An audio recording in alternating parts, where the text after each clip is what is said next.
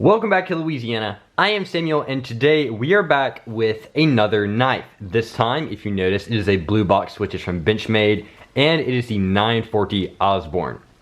So, I have filmed a previous video comparing my Microtech Ultratech with my Benchmade Emissary. This Benchmade Emissary is a knife that I've had for many years, and I use it all the time. It is a spring assist axis lock Benchmade knife. It is a fairly small size, and I talked about that in that video.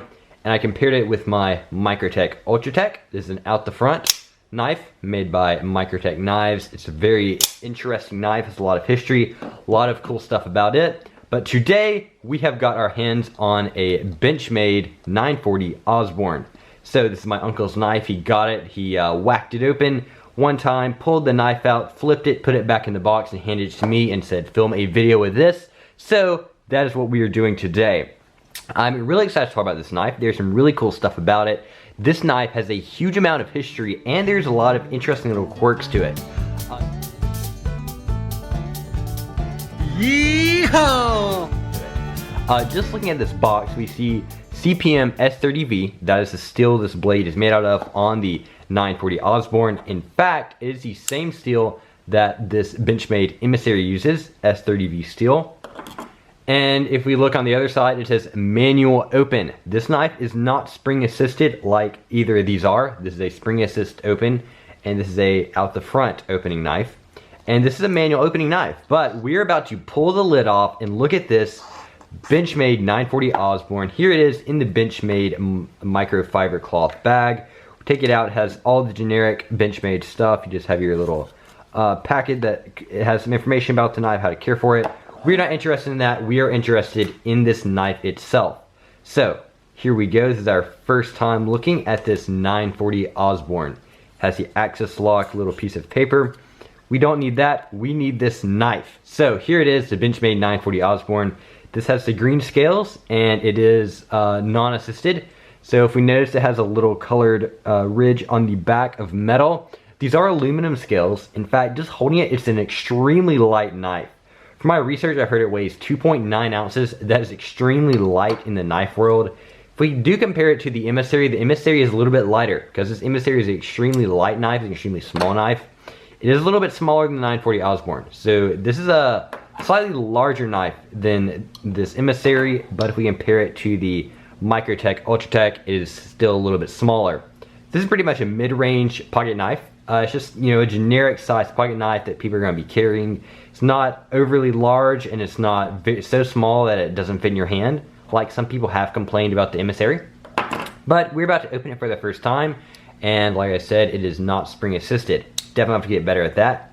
It does have the axis lock, and you have all the generic little Benchmade details. You have a little piece of ridged steel here to hold on to, and it has aluminum scales like I mentioned previously. They do have a small amount of texture, actually a little more texture than this Benchmade Emissary has. So the Osborne definitely has some good grip to it.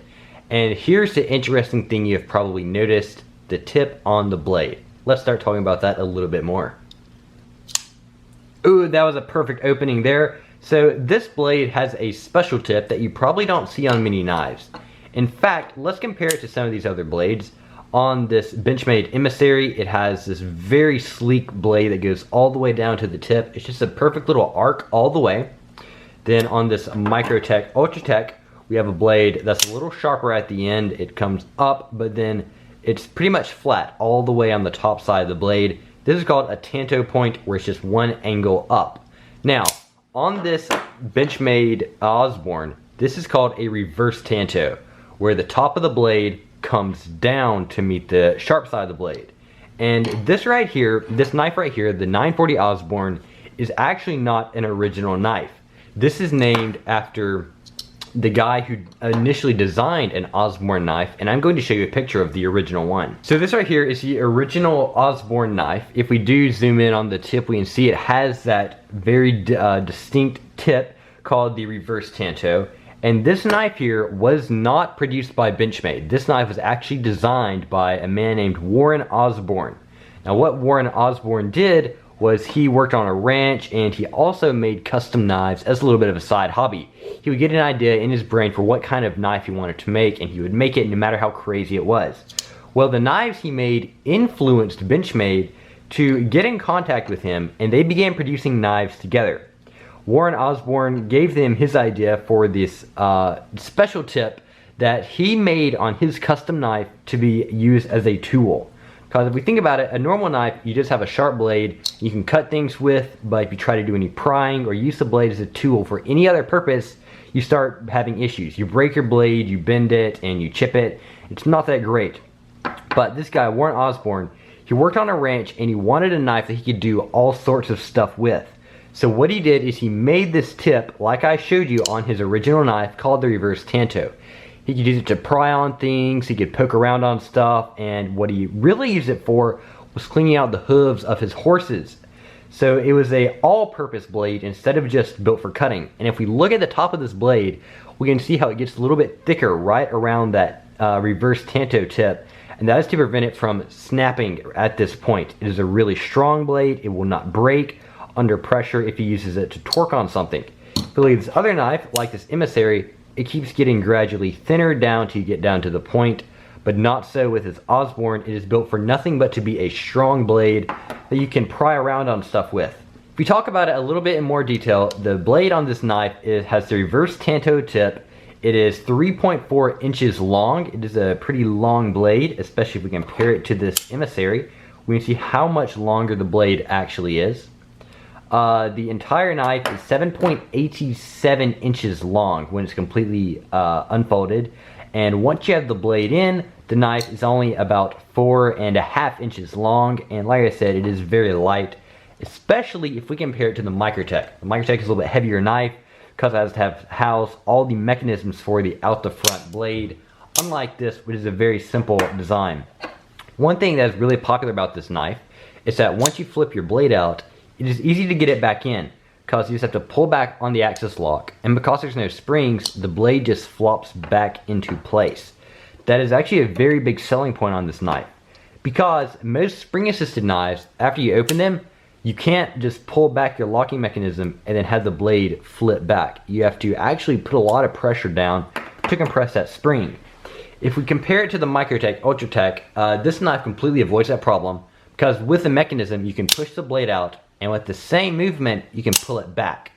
So this 940 Osborne kind of bridges that gap between not being able to easily retract a blade on a spring assisted knife and being able to extremely easily retract a blade on an out the front knife. So this right here, just with how smooth the mechanism is, it starts bridging that gap between the usability of retracting your blade on a spring assisted knife. This knife here is built to be extremely usable, it is extremely light, and one of the cosmetic details about it that is really interesting is when Benchmade started producing the 940 Osborne in 2000, they made it in multiple colors. And in fact, we have the green, the olive drab scales, aluminum scales on this knife. And it was the first knife of its size and class to have colored scales. Just about every single other high-end knife in that market, in that same market, had black scales, and some of them had the dark gray scales, just a metal color, but none had a colored scales. That was also a selling point for this knife, because if you wanted a knife that would stand out, that would be really noticeable, this was the one you went for. First off, it had colored scales, had a lot of history, and the blade was super noticeable. So people started seeing this knife, and it became really well known. Whether or not it was well received or not was different, because people had to use it to actually appreciate it. They couldn't just look at it and like it. But once people started using the knife, it became extremely well selling. And Benchmade was founded back in 1988. And then not long after they were founded, they produced this absolutely hit of a knife in 2000. And that is one part that led to Benchmade's success to establishing themselves so well in the high-end knife world. And Microtech is on their way up there establishing themselves with high-end knives as well. So we have this nice little trio of very high-end knives, all of which have become well known. This Benchmade Emissary, of course, is well received by most people, but it does have its downsides of its small size and just some other things people don't like about it, how light it is, and some people don't like the blade. This Microtech Ultratech, some people don't like the out the front opening knives for various reasons, and it is heavy. It's a big knife. This is not a knife for every single one. It's hard to open, it's big, it's heavy, it is a very it's very rugged and it's built to show that off and not be afraid of it. This 940 Osborne, like I said, it kind of bridges the gap between these two knives. It's in between them in size. It's not very menacing to look at. It's just a normal looking pocket knife. It's not a super fast opening mechanism. You can open it slowly like you do normal folders, or since the mechanism is so smooth, you can flip the blade out pretty much just about as fast as any spring assist knife on the market. And that is some of the beauty of this knife. It's not meant to be amazing. It's not meant to be better than anything else. It's just meant to be a tool. There's nothing on it that can really break. There's no mechanisms that wear out. It just opens, it locks, and then it closes. That's all there is to it. It is built to be a tool, like I said. There's no ostentatious styling of the knife. It's just scales that you can grab. There's nothing special about them. They are aluminum. And in recent years, Benchmade has tried to market the knife a little bit more. So you have some more options. You can get carbon fiber, you can get G10 scales, or you have the standard aluminum scales. You can choose your colors, you can choose different blade colors. But this is the original Benchmade Osborne. It has green scales. It has the silver blade with the reverse Tanto tip. And that is what made this knife to become as popular as it is. This video of reviewing this 940 Osborne was greatly requested by some of you guys on my last video where I talked about the Microtech Ultratech. And I'm going to give you guys a little bit of a teaser. If you would like to request me to do another knife video in the future, I have gotten my hands on from a very special person this Boosie Team Gemini Infi Steel knife right here. As you can see, it's a very big knife. That's all the teaser you guys get. But if you would like to see a video about that, I do have some contacts and I can get my hands on this knife and we can talk about it. So comment down below if you'd like to see that. And that's going to be it for this knife video. Goodbye.